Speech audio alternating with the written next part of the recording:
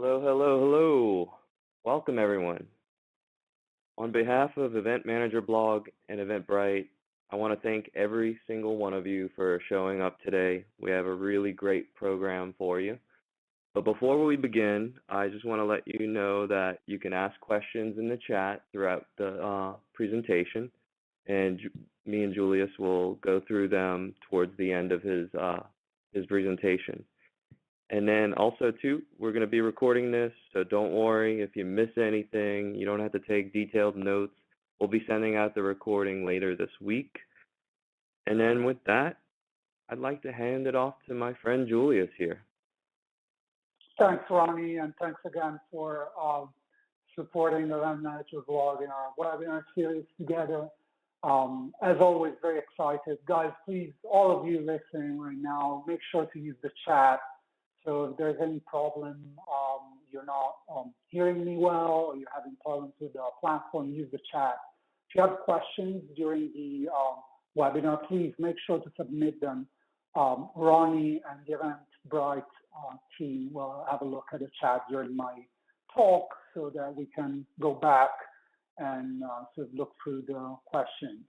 So today, we're going to be talking about trends in experiential marketing.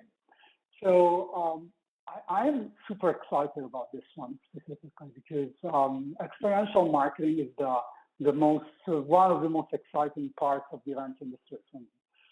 It's one that is not shy to try new things. It's not it doesn't shy away from experimenting, especially for a tech junkie like myself, a self-proclaimed geek. This is like quite exciting. So let's jump right to it. So before we start though, I'm going to be showing you quite a few videos, okay? So make sure that your audio settings are right, that you have everything under control there, because in a while, I'm going to start showing you videos.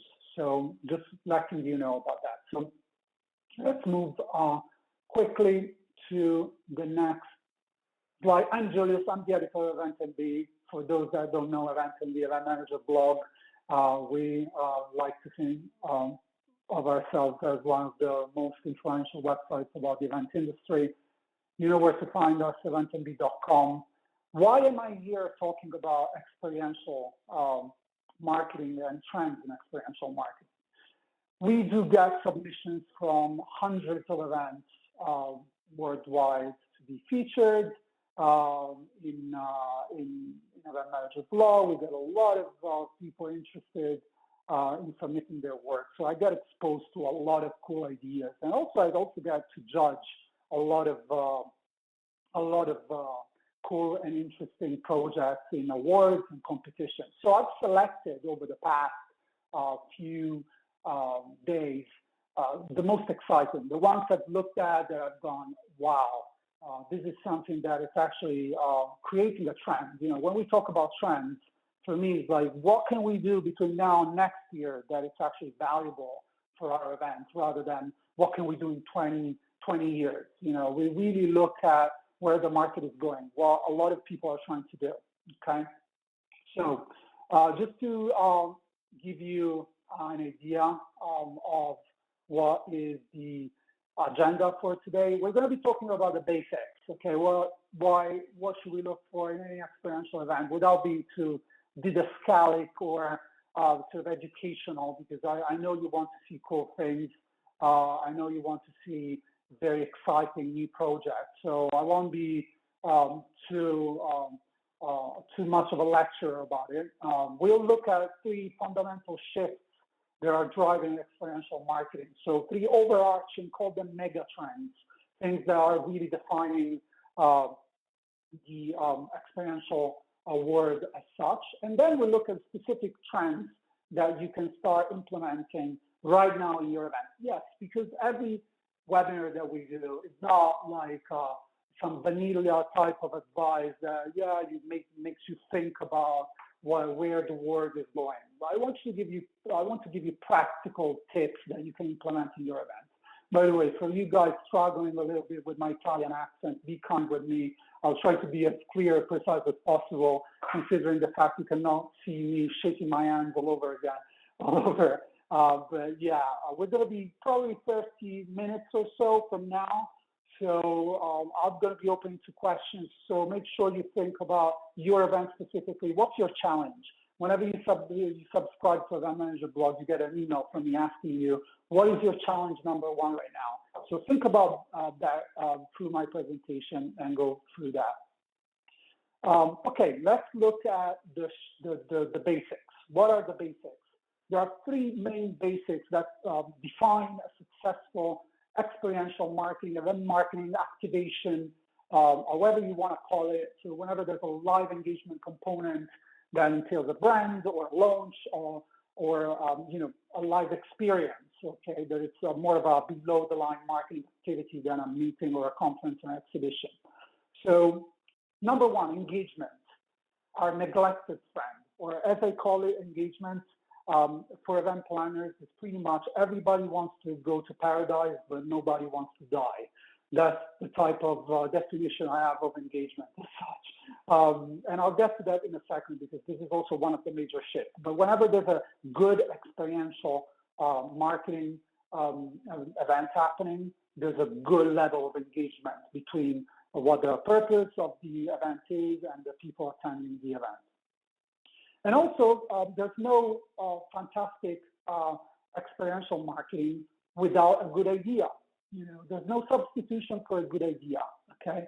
You can try to be whatever you want. You can try to put together the nicest events with the best performers and have shiny things. But if your idea is crap, I'm sorry, there's no substitute for that. You're not going to be doing amazing, okay? You're not going to be having an impact, okay? And then our neglected friend, ROI. I was shocked because I was at this award ceremony, award competitor was judging all these submissions. And we had pitches from the best events, it was in Europe at the time, the best events in Europe, 5 million plus budget, so huge budget to play with. And I would say that probably 0.5% of the submissions had a clear ROI program in place for their activation experiential. It's a part of the industry that has been relying for a while on huge budgets, but budgets are going down, and then so we're facing finally questions about what is the effectiveness of what you're doing. So without these three elements in place, engagement, clear ideas, fantastic ideas, and ROI, there's no experiential event. Okay, let's move to the more practical stuff now that we've covered kind of the basics. This is this is not my quote, but it's a quote for one of the most popular presentations on SlideShare, but I think we're like 6 or 7 years ago, which I invite you to have a look at. But it's true, shift happens. And right now in the event industry, we're witnessing one of the most significant shifts we've ever seen happening. It's one of the most exciting times to be involved in the event industry. Why? Fundamentally, three reasons. First of all, there's the fundamental shift number one is we're shifting from me to we. And we go back to the engagement piece, okay? A lot of people think that engagement means me presenter interacting with you, audience. So if you're doing an activation for a car launch and you're having this amazing band showing off and interacting with your audience, you think that is the element of activation that needs to engage the audience. So the performer pushing some sort of, stimulating some sort of reaction to the audience. Yes, of course, that is one of the types of engagement, but the horizontal interaction, so attendee to attendee, is one that is being linked by research, so not by what Julie says, but by scientific research that leads to increased engagement, increased satisfaction with what you're presenting, increased ROI. So if you really want to have that extra edge, you want to have that extra push, you really have to think, how can I get my attendees, those that are being involved in the activation or experiential campaign, interact with each other? That is so key, and one of the single items I see missing in most of the events, whether you're planning a birthday party, whether you're planning a conference, whether you're planning an exhibition or an activation, the horizontal interaction is missing. And one of the things we also have as a capability is not just people at the events, but also how do we horizontally interact with people following our events on social media, live streaming of virtual reality. We'll talk about that in a second. Okay, so think about that. How do I make sure my attendees interact with each other? And then the next fundamental shift, so fundamental shift number 2, is that tech has evolved. So our experiential marketing should reflect the evolution of technology, okay? So we cannot use things that were cool 7 years ago and say, oh, wow, we're gonna surprise you with, I don't know, a mobile app. I mean, it's not gonna be surprising, okay? We really have to push the boundaries, especially, this is the most exciting part of the industry, I would say. This is the most exciting sector of the industry. We really have to show what technology can do to, give a better idea to our attendees of what we're trying to demonstrate with our events, to make them interact with each other, to surprise them, okay? So we really have to be looking at the new technology for events. And also, if you think about activations in the 90s, I mean, it was much easier, wasn't it? Because, it was easier to surprise people. Now we got trending videos on YouTube. We get exposed to pretty much everything. We've seen it all. So being remarkable, surprising people is not as easy as it used to be, okay? So we really have to step it up, okay? Do our research, making sure we collate everything, remembering the 3 fundamental elements, engagement, ROI, and incredible ideas. So without further ado, I'm going to start with the first trend. So I believe surprise is still one of the major leading type of elements of experiential. Why is it so relevant? I'm going to tell you in a second. But before then, I want to show you one of my favorite examples of surprise. So this was a submission at an event I was judging. And honestly, they called it an event, and we had probably one of the biggest fights in a jury I've witnessed in my whole life. Because, there was people saying, this is not an event. This is like a video. This is more of a brand, like 100% brand activation. But then a lot of people say, actually, there's a component of people coming together. Yes, of course, YouTube is a big part of it. I'll let you see it, okay? This went viral a few years ago. Probably some of you have seen it. But it's one of my favorite. Get ready to get, I don't know, some napkins or whatever, because we had half of the jury crying after watching this. So one of my favorite activations from Samsung. So let's have a look at the video. Let's hope everything goes well with it. Okay. I'm quickly play that.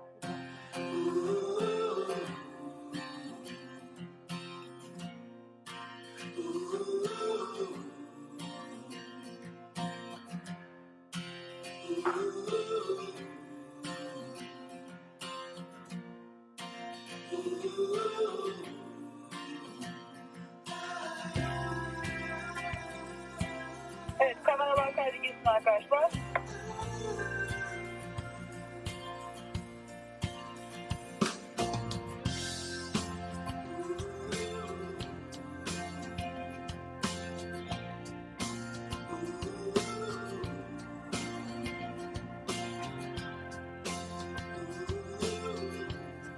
Bana hazır ol. Şimdi.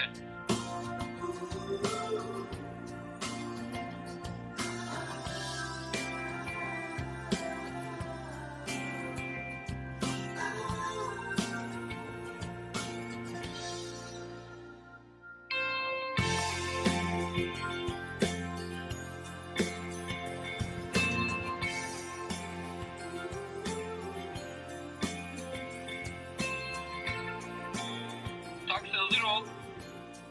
Hareket.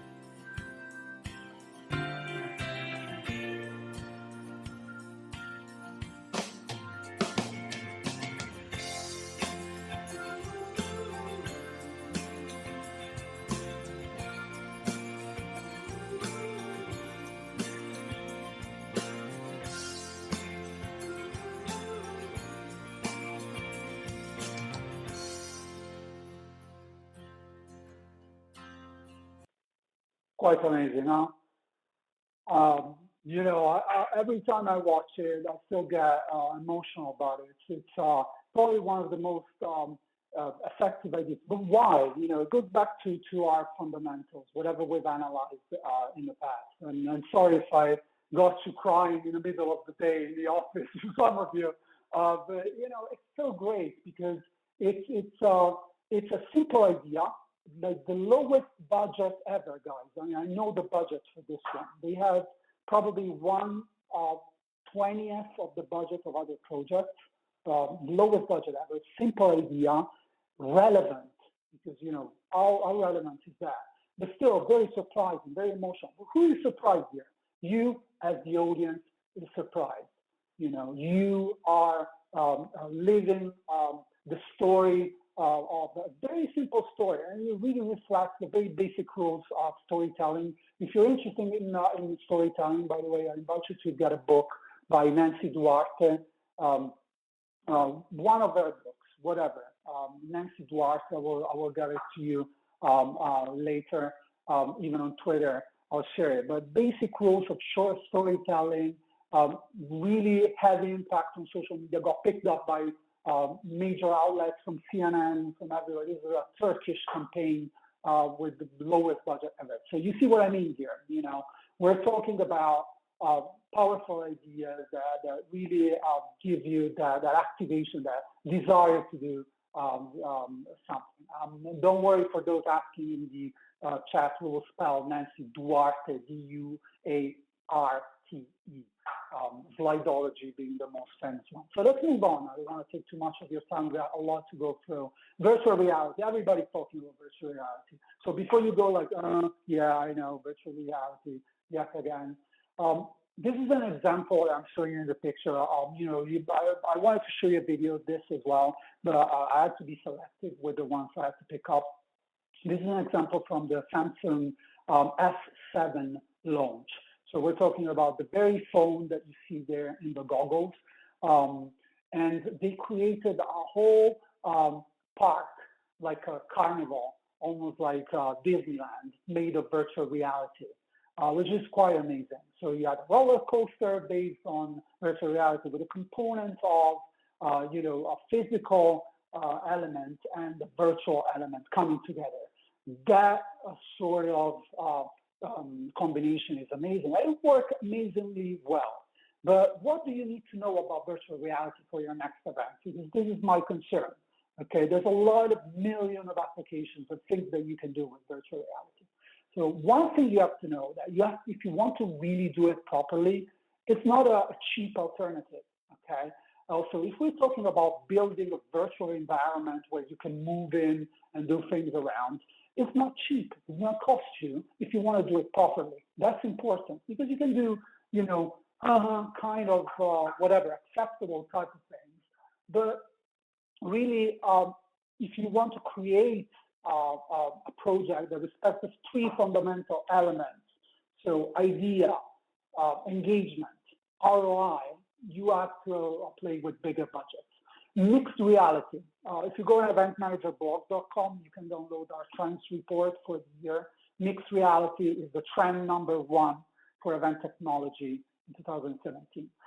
Mixed reality combines elements of virtual reality with augmented reality. So if you've looked at the Microsoft HoloLens, there's a great example of that, how you can interact with virtual environments. You can move within them. We have now components also smell and involving the 5 senses into it.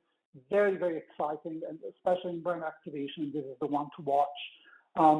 And also the bigger opportunity here is how do we connect remote audiences?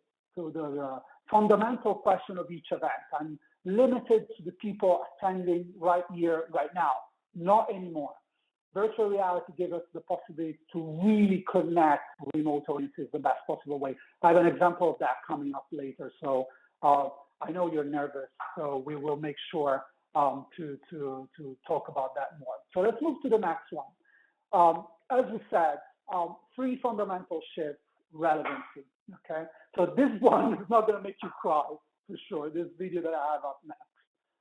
So this is a launch of part of a port in Maastricht where ships and freights would come in to ship containers.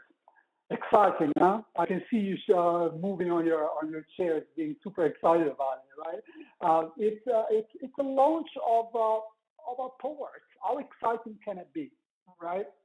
So let's look at the video, and I'll show you what they did with this, which is quite remarkable. Let's try from here. Sorry.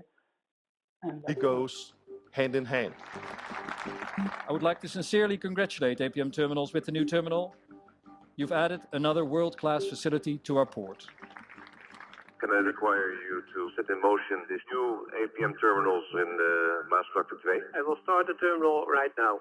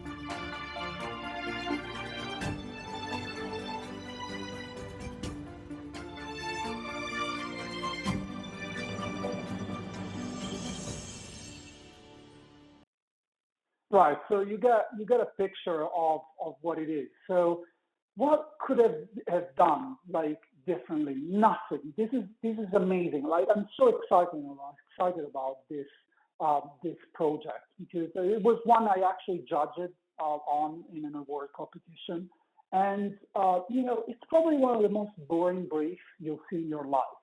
And but I don't think there's such thing as a boring brief. There are boring activation. There's boring experiential projects. They could have done like a nice room with champagne, a presentation, and all of this usual stuff that we do. But they thought differently, and they said, how can we use? By the way, I said Maastricht. This was Rotterdam. How can they use? Sorry, I skipped the slide. How can they use something exciting like the actual content of the event to make it playful, make it relevant, without being boring. So they used all these containers, which is the very nature of the product that they're launching, and they put humongous LED screens. I mean, this was shot in the days. The number of complexities in this project was unbelievable. But still, they were able to pull one of the most exciting launches of a port area that I've seen in my life. So, it's easy to be clever about fantastically exciting products. It's much more difficult to be clever and exciting when the product is, not as exciting, right? So let's move on to the next one. Okay, relevancy. Being relevant and being playful, one of the top trends for experiential. So let's look at this one, the takeover and touchable tech. So I mentioned earlier on eventmanagerblog.com, you can get a trends report, and touchable tech was one of the top trends for 2017 in general for events.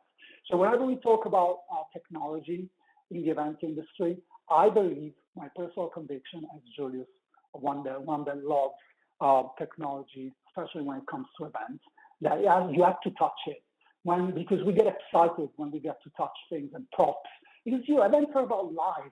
They're not about like this conversation that we're having right now through a computer screen. It's about interaction. It's about using the five senses. So I have this interesting project that Heineken did. Heineken will come a few times. I think they're doing really well. If you see all the experiential that they're doing, amazing. So this is one of the projects that they have, and it was called The Takeover. Let's have a look at that.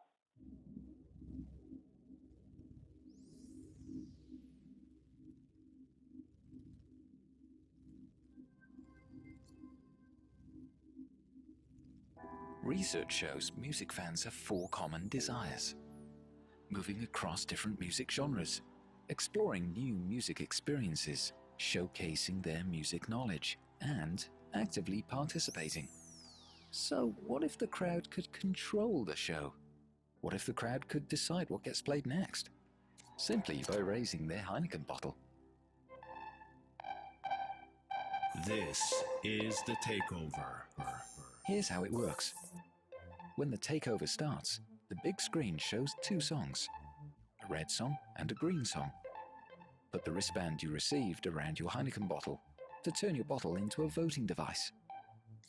Now turn on your red or green light and raise your bottle to make your vote count. The camera registers this light and translates it real-time to the score on the screen. When the time is up, the song with the most votes wins and is automatically mixed into the set. As simple as that. And then dance your way to the next vote.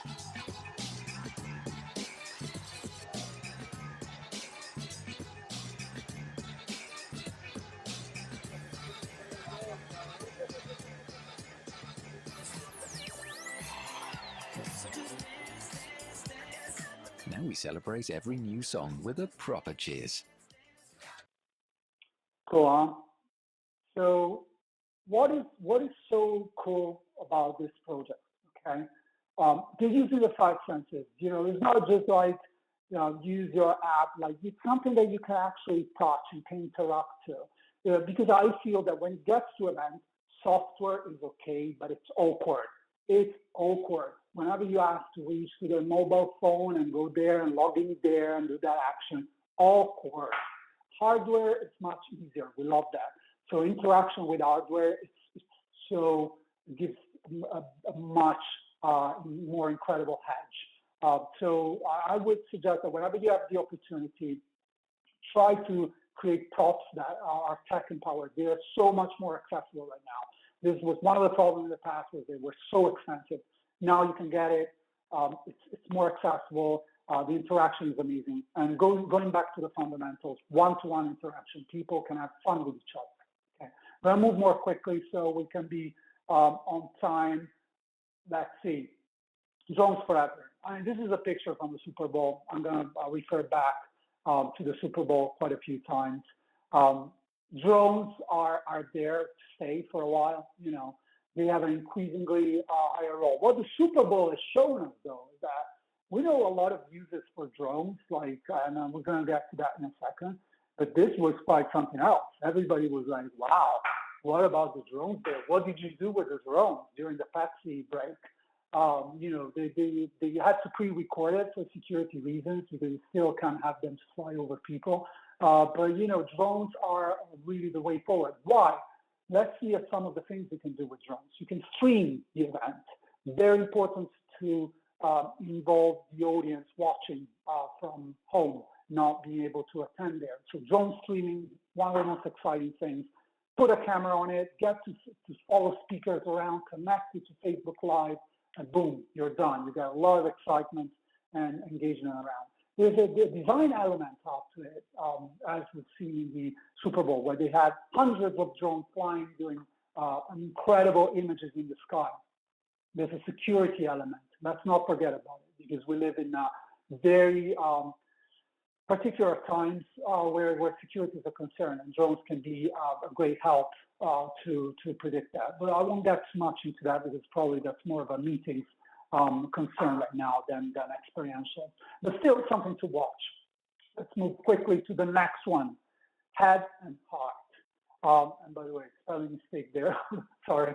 But yeah, we'll move there.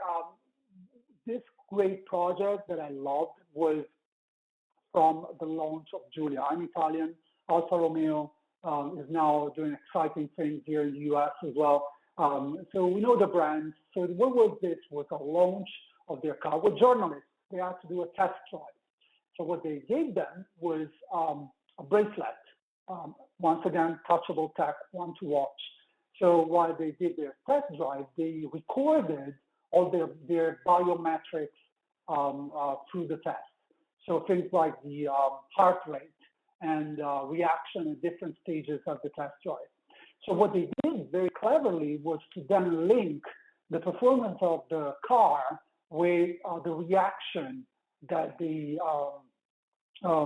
journalist had with their biometrics. And they called it the mechanics of emotions, which is quite amazing, I feel, because it's linking the rational component with the irrational component. And sometimes for some events, you have that traditional audience think, how can you make them engage with their emotions? How can you use nostalgia, inclusiveness, rapport? How can you make them think about their body, their soul, while they're doing something extremely rational, like a journalist testing a car, which is essentially doing their job, isn't it? And really push what is real over what the software, the tech is. Okay, so combining ads and art without the age possibly, that's quite interesting. So this is probably my favorite one. And for all those in the audience that cried at the first video, probably going to cry again now. For all those that haven't watched the Super Bowl, this is a commercial during the Super Bowl. And specifically, the angle I want you to look at during this video is the 360-degree live video. Okay, this is a commercial from a Hyundai that aired during the Super Bowl. Let's have a look very quickly.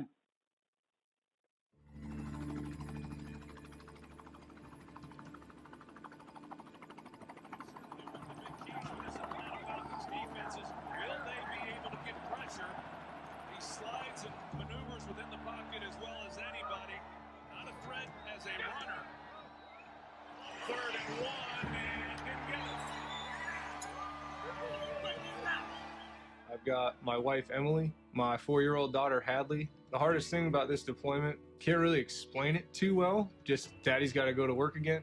I have my fiance, Danielle, and my 2-year-old son, Liam. Just the world to me. It's tough for him to understand because he's used to me just being there. I'm Corporal Trista Strouch. I've been on about 4 years now. Being away is pretty rough. I'm just worried about my son growing up and missing daily things that he does.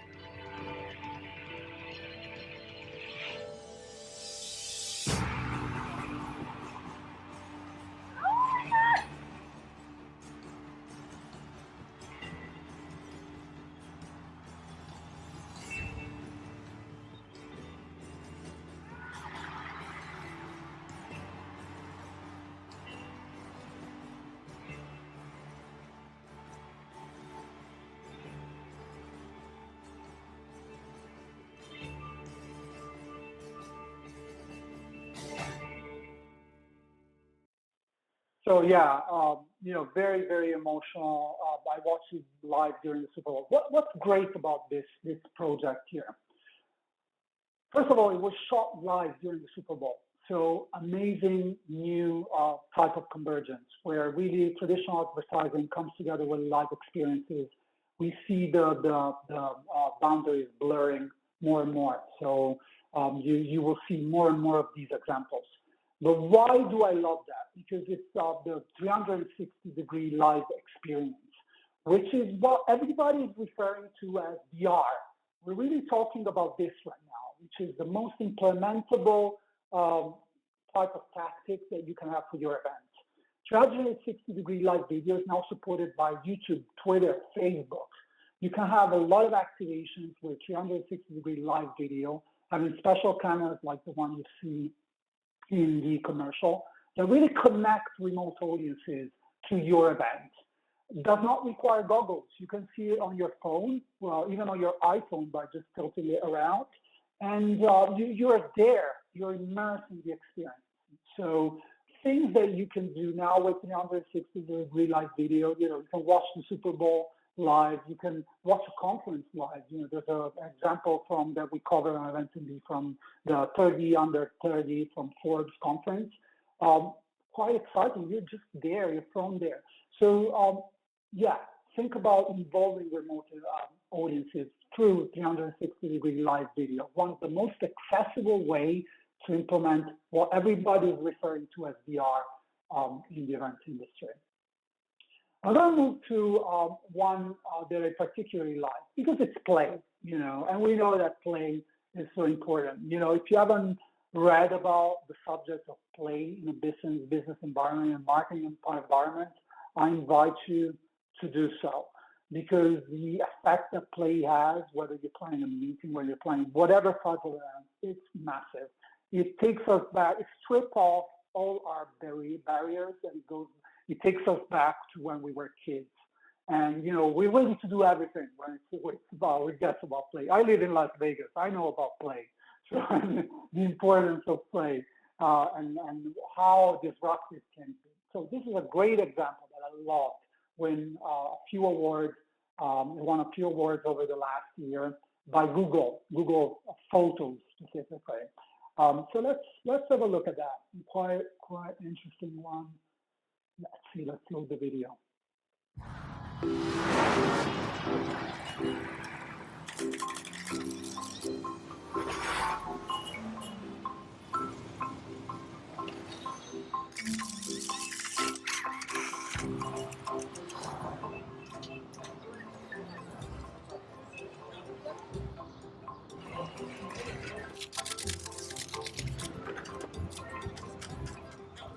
Welcome to Google Photos Pay with a Photo Challenge. I'm going to give you 20 seconds to find me a picture of whatever comes up on this flipboard. You have to search through your own photos. If you beat the clock, you get a big waffle. If you don't, you get a small waffle. I get a waffle. You get a waffle. You ready? Yeah. Okay. Your term is flowers. Anywhere in the photo. Oh, I just had that. No. 7 seconds. Oh, it's the time. But you still get a free mini waffle. Do you know what would have made that search easier? Google Photos. A boat. Nice. You're using the search feature. There, that's a boat. Get yourself a big waffle. Right. A car. A dog. Boom, done. Get yourself a big waffle. Woo, yeah. Yeah. You did it. All right. Winners. Get yourselves free waffles. Yeah, how'd you find that photo? Google Photos. So there you go. Once again, very simple idea. You know, we're not talking about revolutionary budgets. Of course, you know, it takes some budget, but, you know, it's so playful, but it's relevant. That's important, and the beauty of it. Because we're really talking about, you know, competing with Apple and their photos software. What is different about Google? Search. And the fact that you can search for images very quickly. So how quickly can you do it, right? And we live in an era where whatever, Angry Birds and whatever you like to play on your phone, really, you know, we live by that. You know, our children, our friends, you know, they're influencing us with play on our devices. And, you know, we really have to leverage that attitude to play more, because playing games is not a nerd thing anymore. It's not something that you do. Oh, of course you can do it with your Oculus Rift, the competition, but you can do it. You know, I've seen my mother-in-law play games on their smartphones. Everybody's ready to do that. Okay, you have to capitalize on that, and remember, rewards are so important. And the rewards don't have to be money. You know, be creative with the rewards as well, right? And make it addictive. That's the beauty of it. So let's move on to the next one. Project mapping. Project mapping is a favorite of Experiential. Okay, it's been around for a while. Okay, I'm not going to tell you this is the new thing. What the new thing is, it's being created with it, which, you know, project just animating something by itself, not necessarily cool. This is a truck launch that Mercedes-Benz did at the Hoover Dam. This project was amazing. Google it afterwards. I didn't have enough time to show you the video of this. It's a self-driving truck that basically, you know, they had to launch. And they had exactly the span of a few seconds to project map a whole display of a movie while the track passed through the dam. One of the most complex project mapping execution. Everybody was over the moon. Everybody was excited. Project mapping, there's still the great place for it, an activation or experiential, but you have to link it to a great, clever idea. You have to really step it up, because if you just project map a few things, everybody can do it. It's so accessible. I can do it in my home. I don't have to come to your event to see some nice project mapping. You really have to push the boundary. The objective is immerse people, like submerge people with objects and animations, which lead us to the last trend, which is really one of the most popular these days. If you're a fan like me of social media, you've seen, Snapchat and the augmented reality revolution. So augmented reality is one of the hottest things, together with virtual reality. The combination of virtual reality and augmented reality is what we call mixed reality. So even more exciting. But augmented reality by itself can be quite amazing. This project here that I'm going to show with my last video is for Bud Light. So let's have a look at that.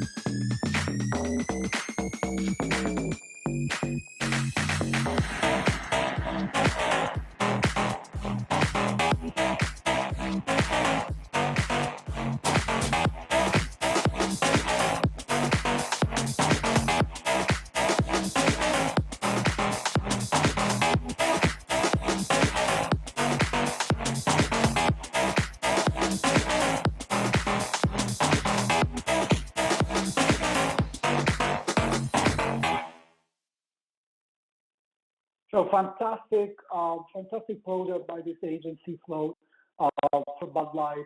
Reinventing the goodie bag, really, which is one of the problems with WAG that we have, by using augmented reality. Mix, surprise, customization, emotion, and social media, because this is the biggest opportunity that you have with augmented reality. Everybody's going mental towards filters on Snapchat, but also, Instagram, Facebook taking on over Snapchat. It's an interesting battle, and augmented reality seems to be at the center of it, with Tim Cook, Apple CEO, saying augmented reality is one important thing for us, which usually means quite a lot in Apple terms. Okay, guys, I'm going to wrap it up for now with some takeaways for you. Okay, so if you read the Event Manager blog, we end each and every post that we do with an in conclusion part. So what is my in conclusion? Nothing beats great ideas, but nothing beats great ideas plus relevancy, and nothing beats great ideas plus relevancy plus ROI. So go out there, tell us great stories, work on amazing ideas. Remember, we're in business and we have to show ROI, and remember to connect people. It's so important. So I'm going to be ready to take on your questions, and I'm going to hand it out back to Ronnie. Thanks very much. It's been a pleasure as always. You can reach out to me, juliussolaris.com, @2julius on Twitter, and eventmanagerblog.com, @eventmb on Twitter. Cool. Julius learned so much here. Excited for all these trends to be used. So we have a few questions. One of the questions that we have here is, which of these trends can be easily overdone or maybe even abused? That's actually a very, very good one. I've seen a lot of project mapping for the sake of project mapping. So that's why I was a bit cautious with it as a trend. Because, there's a very easy temptation in our industry to say, oh, I got project mapping, and that's my event. Just because I have like a gimmick, it doesn't mean I have an idea, I have relevancy, I have ROI. So each and every one of them, can be just used because it's a tech thing or it's an interesting thing. So especially with technology, keep an eye on the things that you do, because you're whacking VR out there because VR is cool, is not going to help you achieve your business objectives. So how you link the idea to the technology the business model of what you're trying to do, to the objectives. That's key. So especially when you use technology, I would say be extra careful. Okay, great. Another question is, do you have any advice on how to create like meaningful surprises? Because sometimes you can try to do a surprise and it might be half thought out. How can you avoid that and make sure the surprise is worthwhile? So one of the biggest problems with surprises in general that I see is lack of research. So we are in an era where I saw a statistic recently where 90% of content available worldwide has been created in the past 2 years. So we are in a content era. Everything is readily accessible. There's no excuse to repeat something that is already being done. You can search the web and find examples. So you have to really be sure that, first of all, what you're trying to do hasn't been done already, okay? And that's important. That's part of the surprise, because you know what? Everybody, our kids are constantly on the phones. Younger generations are constantly on smartphones, checking the latest videos on YouTube, Reddit, you name it. Everybody gets to know everything very quickly. So there's no excuse to repeat something that is already being done, I feel. You really have to get your research done properly. Then the second element is how relatable is the surprise to your audience, to the people of engaging with your event, to your brand, and to people that will be exposed to that video or that whatever content you're creating for social as a result will be. So if there's no relationship, there's no rapport between these elements, you're making a surprise that applies to, I don't know, a 10 years old and your audience is 30 years old, probably you have a very big disconnect there. So that disconnect there is what usually results in poor execution. Great. We have some questions about budget, and one specifically about nonprofits with limited budgets. Do you have any advice for how these trends would translate for, events like for nonprofits that have very limited resources to pull them off? I can see the question here from Liz. Liz, the first trend that I shared, the first video that I shared is a perfect example of how to achieve quite amazing results with almost non-existent budget, because the budget for that project was so low. I think we're talking in the region of $40,000 to less than $50,000, which was, for an activation, it's almost nothing. Obviously, I know nonprofits work with even much substantially lower budgets, but what I'm trying to say here is that you have the opportunity to create ideas that make an impact. So, like the idea, how you work on tying the idea to your business objective, to your audience, it's your immense opportunity there. It's what you have, and you can use to your advantage, because you have access to media, to social media, something that wasn't possible 10 years ago, or more considerably in a lower scale. So think about what you're trying to do. The idea. Don't just throw people in the room and have passing drinks around, because that's how we used to do things.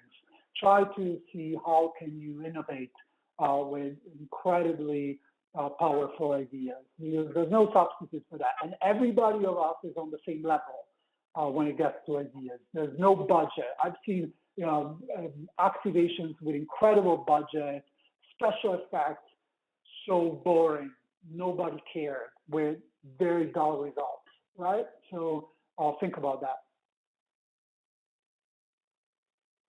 Let's see. We have Judy saying that would be a huge budget for a nonprofit event. Absolutely. Any of these ideas? Any of these ideas that can be reviewed in another webinar for nonprofits? That's an interesting idea. We'll definitely be thinking about it. Maybe one thing that could help is if there is one of these trends that you think is going to be the most effective for someone to focus on in 2017, would you be able to rank one or two of them as like the one to definitely pay attention to? Mm-hmm. there's no such thing as ranking when it gets to trends because there's no such thing as the same as a similar event. Every event is unique, every brand is unique, every objective is unique. It's impossible to make universal trends. I can tell you the one I'm most excited about for sure.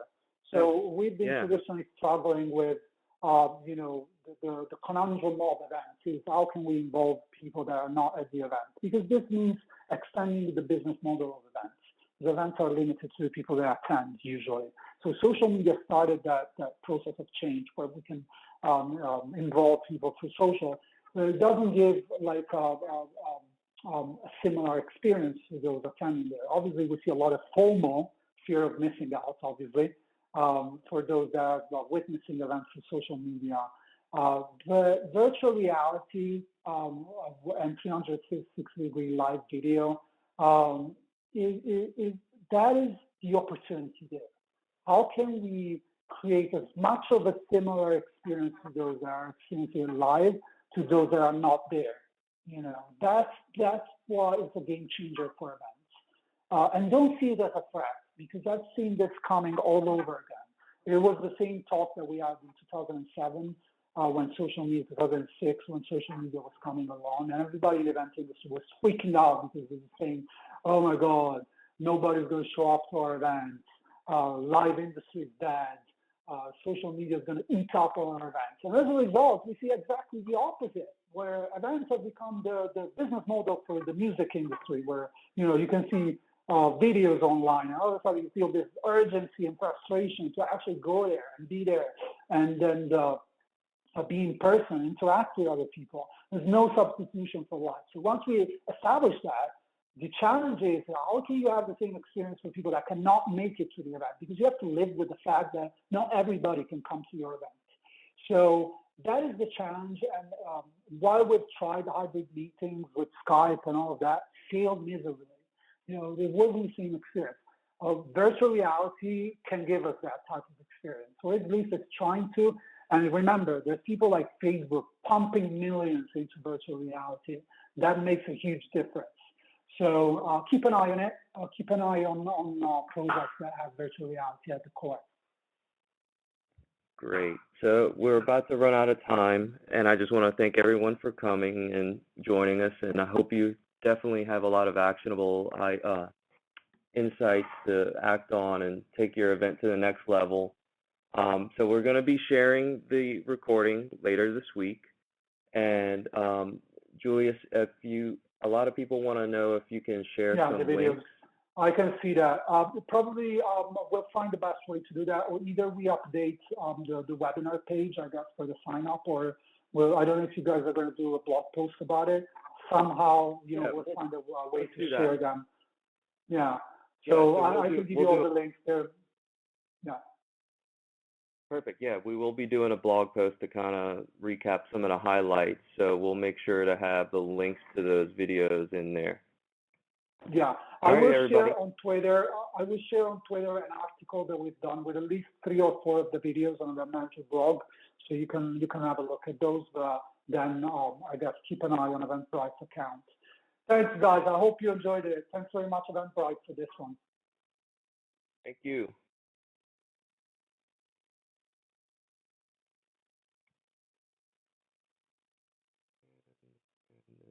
Sorry, Rusty.